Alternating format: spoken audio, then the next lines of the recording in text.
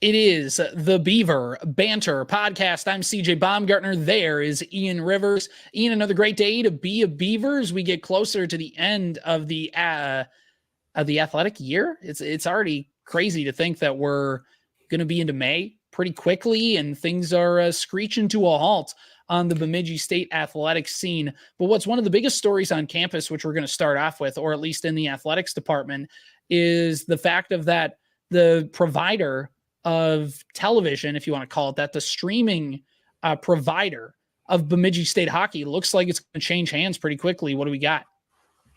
Yeah, so news dropped a couple of days ago that the Flow Hockey, well, we knew that the Flow Hockey contract was running out this year, right? We didn't know if it was going to get renewed or if there was some rumblings that it was going to get taken over by Midco. We didn't really know what was going to happen.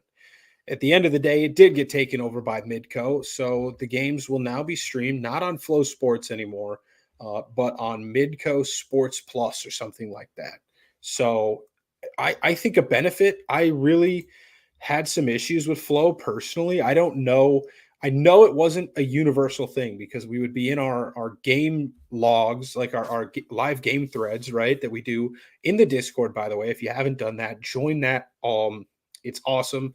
It's going to be probably slow now that the athletic year's kind of come to a close, but the Discord's always good. It's good to stay up to date during the summer. But yeah, I mean, I would always have troubles with my internet keeping up with Flow. I don't know what it was, but Flow needed so much more bandwidth, and my internet just couldn't keep up with it. But the real benefit, and we'll see if this stays, right? Flow Hockey is about $30 a month. Per month, or you can get the yearly subscription, which is $150. Now, if you're going to watch junior hockey stuff year round, if you want to watch a bunch of different college hockey, right? I mean, and it's for more than just hockey, right? If you get the Flow subscription, you can watch anything. My wife would use it sometimes to watch some dance competitions. I know that they have college dance competitions. They've got other sports on there for fans of I believe it's the GLIAC conference, which is like Northern Michigan, Michigan Tech, like football in Michigan. They use it to stream like all of their athletics. So for them, it was convenient. They used it to watch everything, not just hockey. Mm-hmm.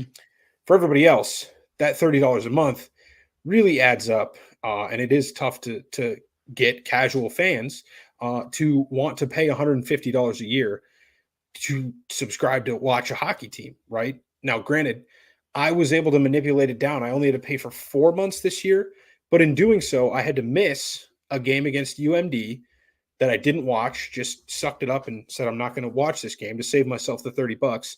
And I had to go up to Bemidji for the Icebreaker tournament to watch those two games at the first weekend of the season.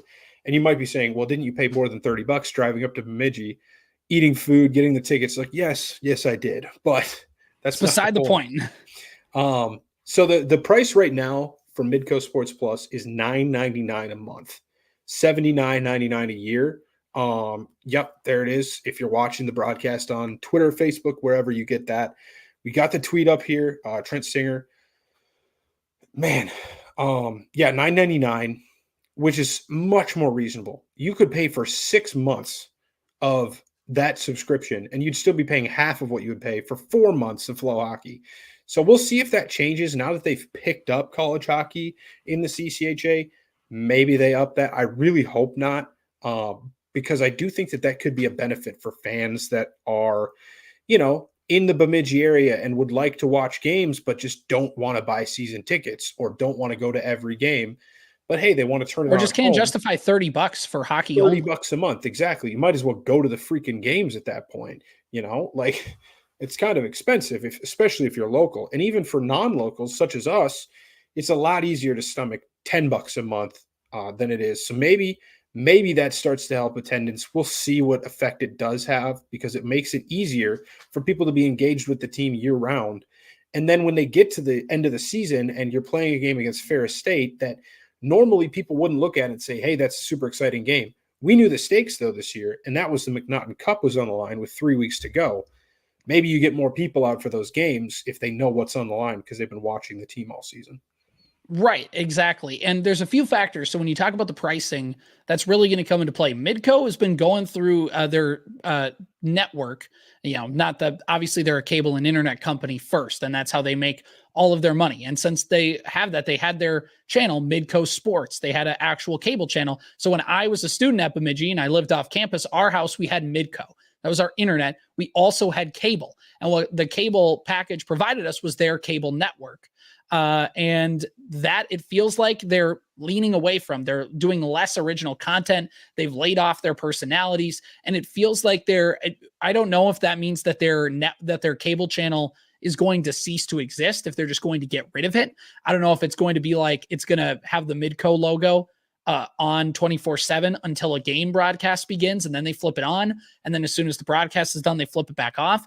I don't know what that's going to mean. I don't know if it means that they're just going to broadcast the games online only, and you got to pay the subscription fee. Those things all go into effect. And again, Midco has some deep pockets. It depends on how much they want to charge here. Obviously you have to pay a lot of money to get the rights to broadcast hockey games for a Division I college hockey conference. So there is a little bit of that going into it, but it's going to be interesting to see what they're going to do. If it's going to be online only, does that impact the price? If it's going to be like you can watch everything online, but we're going to do like a specific game of the week on the Midco Sports channel, how that all works. There's a lot of different facets yet. And based off the article from Trent Singer, which go read it, that has all the information in it, it basically doesn't sound like anything is hard. The details are ironed out. There's no hard clad facts. It's just all we know is that the CCHA and Midco are going to have a relationship broadcasting games, and we're only trying to piece things together through secondary information. We're putting together circumstantial evidence, if you will. But once that press release comes out, I'm sure, again, they have the agreement in principle. Now they're ironing out some of those details. And then once that agreement has been finalized, then they'll be willing to roll everything out. But watch, Ian, as soon as we commit to our last broadcast of the season, of the school year, is when they're going to roll it out like June 1 or something like that. Right. And that's what happens. And that's why we now have a Twitter page and a Discord that you can both go follow, because we keep you up to date there. We also have a Facebook page. So go follow all that because, like you said, this is our second to last episode, I believe, of the season. We'll get a little bit more into that at the end. Penultimate, if you will. At the end of the show, we'll kind of touch a little bit more on that. But another big benefit is just, I think that this might be a little bit of an easier subscription service to use. Let me tell you, man. Most people know what it is. Exactly. It's a freaking pain looking through, because not only does Flow have the CCHA on it, but it also has Atlantic Hockey. It also has multiple junior hockey leagues and semi-professional hockey leagues. So you've got to scroll through countless amounts of hockey games just to find, hey, the Beaver game doesn't start for another hour. I want to watch the first period of Lake State and Ferris State. Let me go find it. Click, click, click, click, click, click. You're scrolling through 20 games, and then it's like trying to scroll through ESPN Plus. It's just awful. Right. Yes, exactly. That too. So, I think it'll be a little bit better in that sense. I don't really know because I haven't seen what Midco's streaming service looks like at this point, so I can't say with any certainty. But I think it's a positive. We'll see. We'll have to wait and see if more details kind of get ironed out on that, what the pricing is going to be, how easy it is to use. It's not going to change any of the broadcast quality, right? Because that's still put on by the schools themselves. So that'll look the same. It's just going to be where you find it. Yeah, exactly. It's just where you find it, and maybe the connection that it has to, but ultimately a lot of times it's probably on the school's end when the broadcast stops working all of a sudden. So we'll see. I'm excited. I think a big thing, by the way, an underrated factor of why Midco is hopping in now. One is they're, going away from doing UND as much, like their football and basketball. They're going away from doing that. They're going away from high school sports coverage. It feels like they're going all in on Division I hockey. And it kind of feels like, and as a casual observer, why is all of a sudden Midco jumping in now? And I think we all know the reason, right? It's Augustana jumping into the CCHA. Like Midco is based in Sioux Falls, and the arena that Augustana the barn is going to be Midco Arena.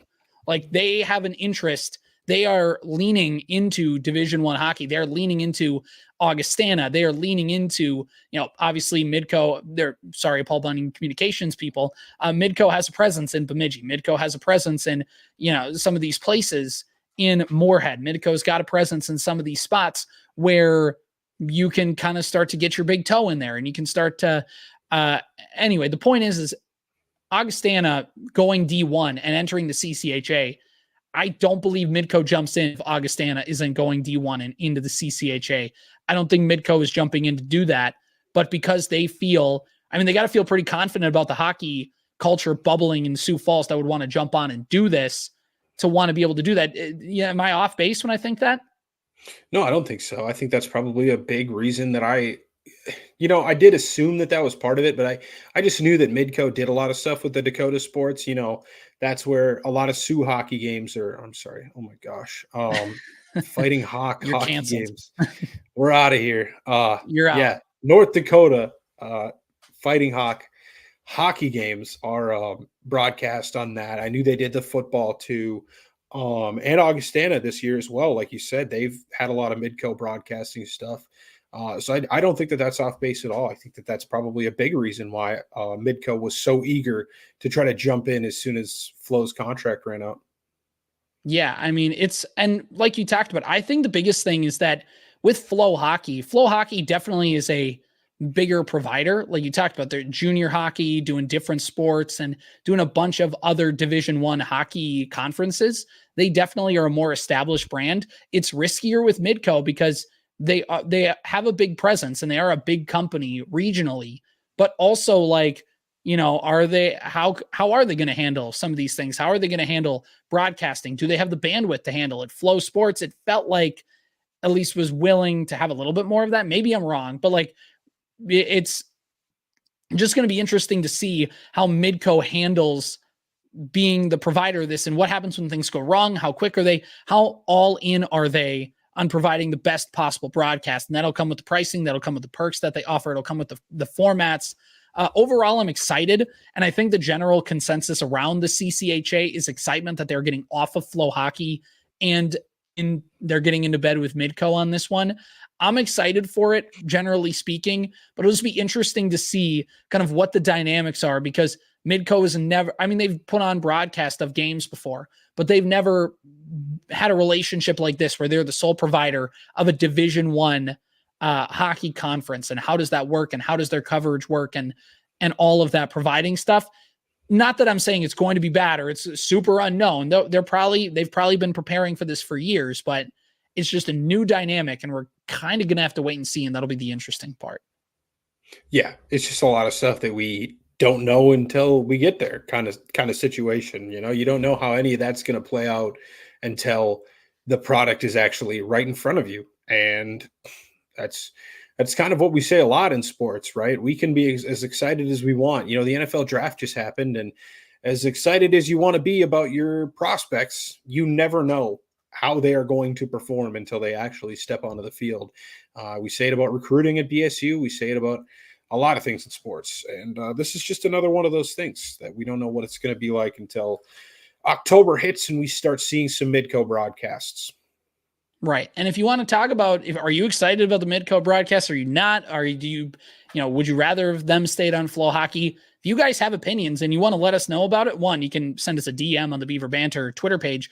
Also, you can join the Discord. We got information on that. It's our pinned tweet. It's pinned on Facebook as well, I believe. And you can go check out that information on how to join the Discord and talk right with us. I know, Ian, this may be a good segue into just kind of the Discord conversation again. But we've seen a lot of people join, and it's been really fun getting to see those people start to interact and start to build a little bit of sentiment talking about not just hockey, but Bemidji State sports. Absolutely. Yeah, it's been awesome. I think that the general overall, when people first join up, they're a little bit shy. It took a while. We got some new additions, and then nobody really said anything outside of. Everybody's kind of trying to read the room. Yeah, everybody's trying to read the room and get a feel for it, and it stinks because it's a little bit quiet at first. Like hockey season, as much as we love every sport here, is definitely the loudest time on the Discord That's the because most people are active. constantly talking about hockey and there's hoops going on. And early in the season, there's still soccer and football ending.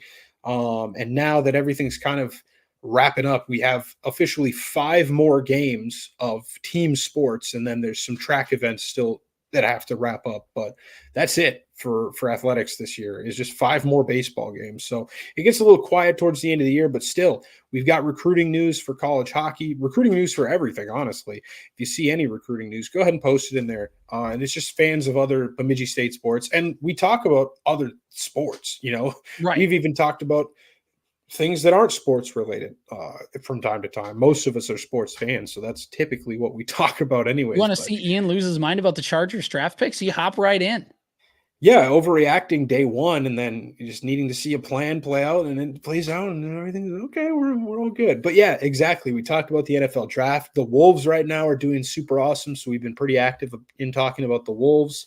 Twins have won 8 in a row. There's a bunch of stuff. Yeah, there's plenty that happens, man. We got a lot of wrestling fans in there. I'm not a huge fan of that, but I know that there's several people in the Discord right now that If you are a fan of it, you're pretty passionate about it. We've got people that want to talk about it. I know that channel was blowing up that couple weekends ago whenever they had to. I forgive me, I don't remember what it was called, but there was a big wrestling weekend. One in Philadelphia. Yeah, people were going nuts over it. So absolutely join the Discord. It's a really fun time, and we'll keep retweeting it over the summer. Keep reminding you guys, but this is going to be our second to last show, so we can't speak it to you anymore after this. So at least until next mid-August when we inevitably come back for more Beaver sports. But yeah, right. Discord's been super fun. Yeah, if you're nervous about being active, just bring anything up. We'll tell you if it's a dumb idea or not. Don't be scared about that. But yeah, don't be scared of Ian just going stupid at you. Stupid. Yeah, I mean that's something too. I try to be with the new viewers and the new chatters. I try to be a little bit more reeled in, but some people. If Ian harasses you in the chat, don't take it personally. It actually means he likes you. That's kind of just the way that I am. Is very confrontational, at least online. So yeah, I like to joke around. I typically don't take a ton seriously. I think that's why I'm as big a sports fan as I am, because at the end of the day, like LeBron James said, it's just basketball. You know what I mean? Right.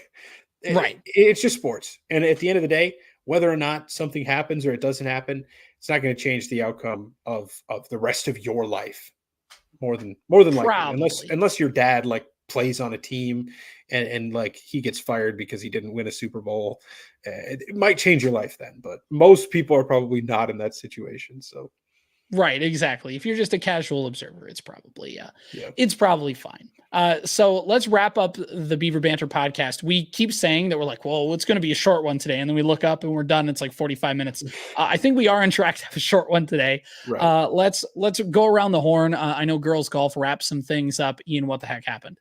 Yeah, they had the NSIC Conference Championship Tournament over the weekend, Friday, Saturday, and Sunday, and they tied for 11th of 12 on Friday, and they straight up got 11th of 12. So they won that tie, that battle, and they finished 11th of 12 over the weekend at the NSIC Conference Championships. So their season wrapped up in Smithville, Missouri this weekend. Yeah, I mean, not much to say about it. They didn't finish last, and that's good, because some of these times, I mean, they were having a rough season. I know that they've been having a pretty rough go of it lately, at least in terms of team success. But like we said last week, a lot of it is just about getting to, maybe go to school a bit cheaper and be able to play golf at the same time. So congrats to them on a good season, and best of luck next year. Yeah. Well, let's flip things over now. We go to softball. So not only is softball, their season came to a close, but Ian, there's a little bit of a superlative. There's a little, at least kind of thing that you can acknowledge and tip your cap to for one Bemidji State softball player as the season comes to an end. Yeah. I mean, Stella Dolan, that's the notable one. I can't remember exactly what the record is, but yeah, there you see it. Record-breaking career ended on Saturday, courtesy of Jared Roboto. I mean, I think she had the most appearances of any pitcher for BSU softball. I'm pretty sure that was one of probably several records that she set in her time at BSU. And of course, then of course, this is our congratulatory tweet to her. But yeah, there was, I think there was only like 2 seniors on the roster this year. I could be wrong about that, but I think they only honored 2. And unless I was, it looked like there was 2. Yeah, unless I was looking into the tweet wrong. So we'll see. It was a little bit of a letdown of a season from a team perspective when you had such success last season, but that's just kind of how it goes. Some seasons just don't bounce your way. And there was a lot of close games in there. I know that you're looking at the schedule. You see a 1-0 loss here, a 5-6 loss there. It's a lot of close games that could have flipped and gone either way. So you never know where you could have ended up if some of those turned your way. But yeah, congrats to Stella on a great career, man. That's a long time. And I know that I actually don't know if she used like a COVID year of eligibility to come back and play again. But even if she did, like that's not me saying like, oh my gosh, you didn't even deserve it because you played 5 years. Like you still have to be good for a really long time to set records like she did. It looks like it was a straight up her freshman year was 2021. So straight up, yeah, even more impressive then to be able to set records like that. And they're going to have their work cut out for them finding a pitcher next year that can fill the hole that she leaves, because she threw a lot of innings from the circle there. Do they refer to it as the rubber still in softball, or I know it's not a mound. It's the circle technically. So like there is no mound. So they say from the circle. That's why I was very careful when I posted this very tweet right here, because I was like, watch me put some dumb shit and say mound and it's a softball or something. And I get absolutely flamed by my co-host, but it's all right. There's a reason I don't post anything about soccer for that reason. I'm just going to say something that's going to make somebody who actually follows BSU women's soccer, like the rules aspect of it, like somebody who's like deep into game planning. Like when I watch them, or when I watch any sport of BSU's where I'm not like well-versed in basically I just never played. Even hockey comes to this. I'm just the person. When I watch a hockey game, every time somebody has the puck, I yell, shoot it. Like that's me with women's soccer as well. If you have the ball, I'm just going to say, shoot it. And that's why I don't tweet about women's soccer on the Beaver Banter account for that same reason. Yeah, no, I understand that. And even like we've discussed some of the hockey stuff. I'm not very like well-versed in a lot of like hockey logistics. I know the game. I know the rules. But like, you're not like an X's and O's guy. Right. Like, who is the reason that they give up that goal? Was it the goaltender's fault? Was it a defensive breakdown? I'm getting a little bit better at watching that the more hockey that I consume. But we're not going to have like an Ian's film breakdown anytime. Right, from somebody that didn't watch it. It's, and football, again, I played it for like 2 years when I was in high school. But I've watched enough that I understand what players are kind of supposed to do. But there's still a lot that goes into it that I could say, yeah, it was this guy's fault that we gave up a touchdown. But then you could watch the film back and it could be completely wrong when I say that. Like there's a lot that goes into it. And I'm not always an expert either, but that's funny because I thought very carefully to put circle there instead of mound.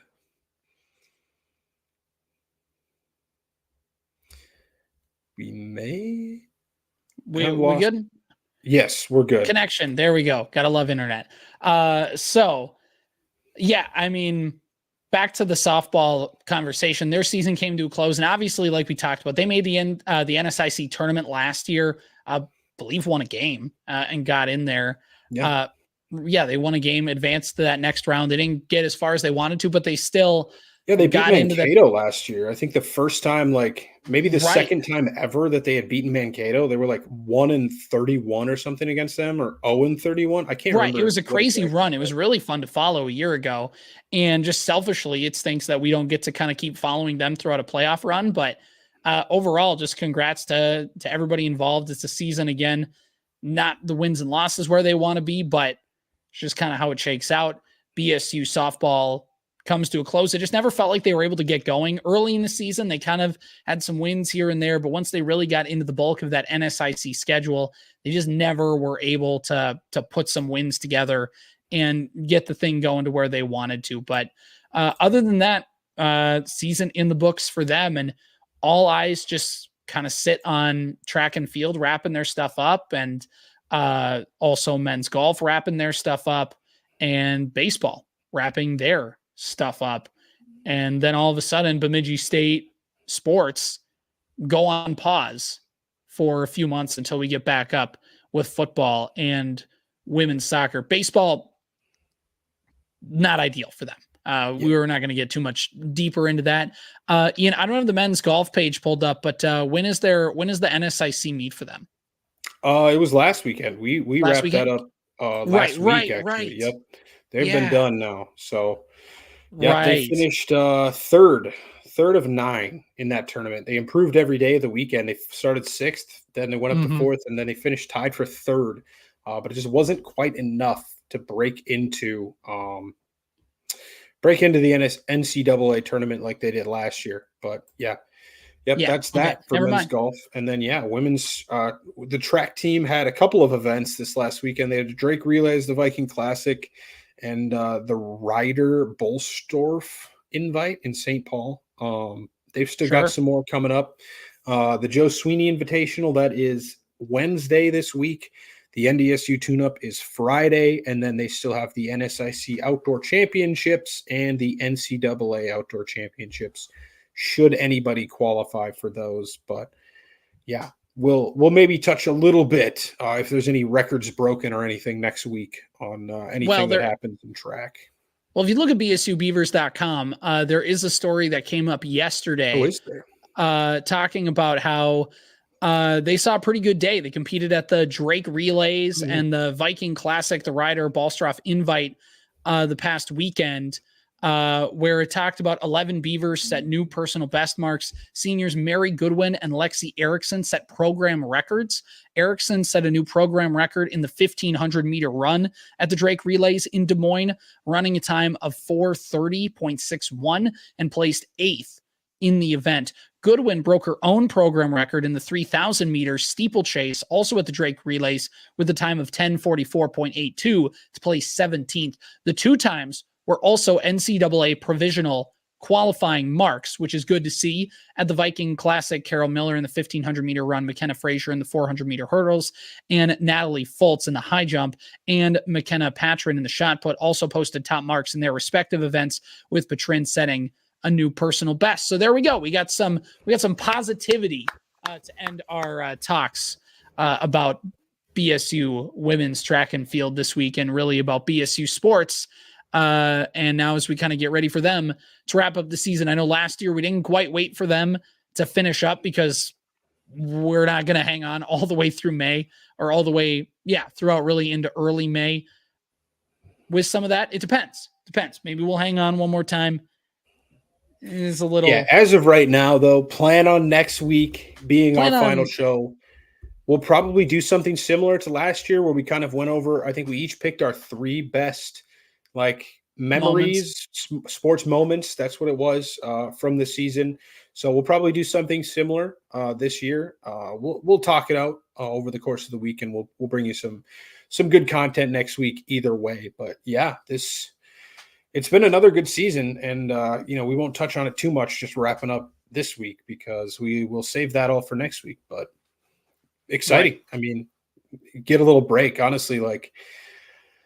I don't want to say I'm burnt out, but it'll be nice to have the summer off, and honestly, to get ready for another year. I wouldn't count out any episodes this summer. We might end up, if we get an opportunity that we can't pass up, we might bring you something, but that might be a surprise. We might not. So plan on just join the Discord, follow the Twitter page, follow the Facebook page to stay updated for all that sort of stuff, because that's the only way you're going to know about it, because we're not going to be posting consistently in the middle of the summer. Right. Exactly. It's been fun to get to do this stuff again. And, it's a lot of breaking news throughout the last couple of weeks. I know with Coach Hine, leaving Bemidji State to go to Northern for football, the CCHA TV deal, the transfer portal stuff has always kept us on our toes. By the way, saw today Denver officially announced Eric Polkamp's transfer. Wish him the best, but man, rip in the chat for Polkamp, man. That one's going to sting. But yeah, that's where we're at right now with Bemidji State sports. So tune in. We got one more episode for the 2023-24 season for the athletic year, but we're not going anywhere. We still plan on coming back next year. It's just going to be the pause like we did a year ago, because love you guys, but man, you're not going to want to hear us talk about nothing for 3 months. We'll come back. We'll make you miss us a little bit before we hop back on. We'll have a chance to say our goodbyes next week, but overall, another good episode, Ian. We'll do it again next week for one more time for this school year. Till then, it's been the Beaver Banter podcast.